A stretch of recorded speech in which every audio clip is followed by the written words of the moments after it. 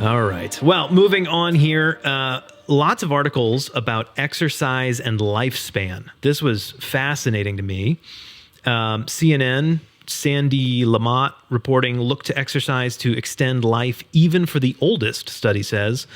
While both aerobic and weight training have enormous life improving and extending benefits, doing both has the biggest impact. The article says, quote, this is from Dr. Bryant Weber, who did some of this research. We found that each type of physical activity was independently associated with a lower risk of all-cause mortality in older adults 65 plus.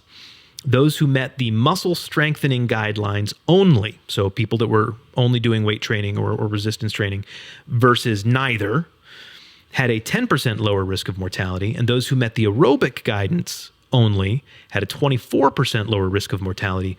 But those who met both guidelines had a 30% lower risk, he said.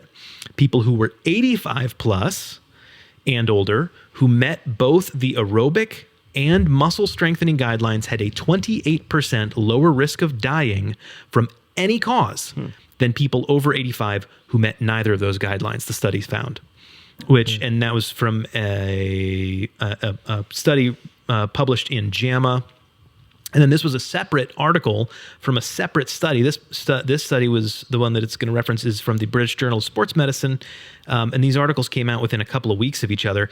Combining weight training and other activity could lower your risk of early death, study finds. This is from Kristen Rogers. It says older adults who did weight training with any aerobic activity reduced the risk of their early death from any cause up to 22%. Percentage that depended on the number of times they lifted weights within a week. Using weights once or twice weekly was associated with a 14% lower risk, and the benefit increased the more times someone lifted weights. Those who did aerobic exercise lowered their risk by up to 34% compared with patients who didn't do any weight training or aerobic exercise. But the lowest risk, 41 to 47%, was among those who met recommended weekly amounts of aerobic activity and lifted weights once or twice per week compared with those who were doing neither. The authors didn't find a lower risk of death from cancer. So shockingly, lifting weights will not stop you from getting cancer, but everything else, it sounds like this is a great way to extend your life. And the fact that they were specifically researching 65 plus, 85 plus, that means now is the right time to start.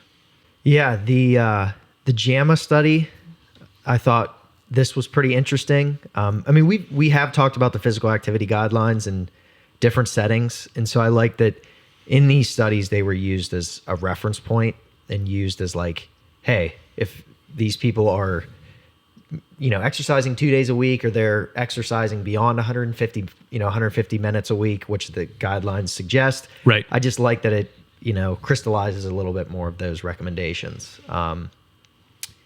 The big data points that stuck out would be how few people were actually meeting the guidelines. Oh. So in the cohort that they looked at, which all of these individuals are, they are over 65.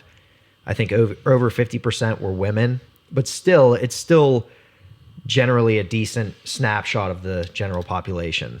So of these, let's just say 115,000 people, 65 and older, over 72,000 people met neither guideline. And so that's over 60%. Wow. So over 60% of the people didn't meet, they didn't meet either the aerobic or the weight muscle training. Yeah. Yeah. And so we know that we kind of had a feel for that already. Yeah. And then the other part of that is just over 11,000 people met both guidelines. And so that's less than 10%. Yeah. So seems like we're sort of just repeating ourselves, and those in the space are just repeating themselves, that exercise can help you live longer. It can help you do X and Y. It can help this and that, Yep. I hate to feel like we're just, a broken record. Yeah. But it's still important to make that, sort of observation. Even if we can get that number from less than 10% to 15%, Sure. to 20% to 30%. Yeah. It's And to see it in so many different ways too. That's why maybe the end message or result is the same, but seeing it, the more you see it and the different ways you see the pie sliced, I think make a big difference. That's for what I was sure. thinking. You're a broken Yeah. record because every new study that comes out, the study didn't come out and say you get a 2% chance of living longer if you exercise. Like there's substantial increases and it works for everyone across the board at any age. exactly. Yeah, so that's why you're a broken record. It makes sense. Yeah. And it's also, we can make these points without saying that it's easy to meet the guidelines. I think that should be clear as well. Nobody's saying that it's easy to do it. It's easy to set your alarm at 5:30 and get your, start your 150 minutes a week on Monday. Right. No one's saying any of that's easy. And quite frankly, when I look at these numbers and what's required and I compare it to what I'm currently doing, it's you have to kind of work your butt off. Yeah. And that's also kind of distinguished in the definitions that the guidelines pose. Exercise is a form of physical activity, but just physical activity doesn't necessarily mean exercise. So it means that whenever you go do something, if it is gardening at a little more higher intensity or it is walking at a higher intensity, it has to be deliberate exercise. So just moving around, doing stuff in the kitchen, even though it is movement, it's not that time set aside. Yeah. And so it has to be deliberate. And the point is it is hard to squeeze that in. You got to make it a priority. It is. Time needs carved out. Yeah. But theoretically, at 65 plus, 85 plus, hopefully you have some time on your hands. Sure. And this is a thing you can do. Man. Definitely motivation to start earlier too. Great point. Whenever you see that it is hard to hit those guidelines, because I assume a lot of these people are their starting time. So Dante, if you had your druthers, Granny would be swole. She'd be jacked, right? Yep. I mean, is that what we're talking about? We're talking about lifting weights, like trying to put on muscle. Yeah. I do love that question. Should Granny get swole? I mean, that's I do love when it. I saw that in here, I was laughing. I think that, and I don't want to cut up on the question, but I think this is an important sort of point to bring about. It implies that people are worried about getting too swole. Like, oh man, if I start lifting, there's a chance I might mess around and get too big. That's I sense that when I talk to certain people, certain demographics, and I'm like kind of asking myself, and I did steal a little bit of this from the guys at Barbell Medicine. They sort of frame it this way, but it's like, I have been working out my whole life to get too swole, and I don't think that I'm too swole. So I don't think that Granny in this case has to worry. Right. And so I know that's a little humorous, but think about that. Yes. You would have to be a hyper responder to exercise to be 65 plus and worry about, I think I might be swole. Yeah. Like to a detriment, let's say. Yeah. But yeah, should Granny get swole? Absolutely. And what does that look like? That doesn't necessarily mean joining a CrossFit gym. It doesn't necessarily mean joining a powerlifting gym. That doesn't necessarily mean buying a power rack for your garage. Right. But what it does mean is either using your body for resistance. So, some sort of pushing or pulling against your own body weight, climbing or crawling or whatever it is to create some form of resistance, elastic bands that you can purchase for relatively inexpensively, all sorts, hand weights, whatever the case, you can start with all of those things.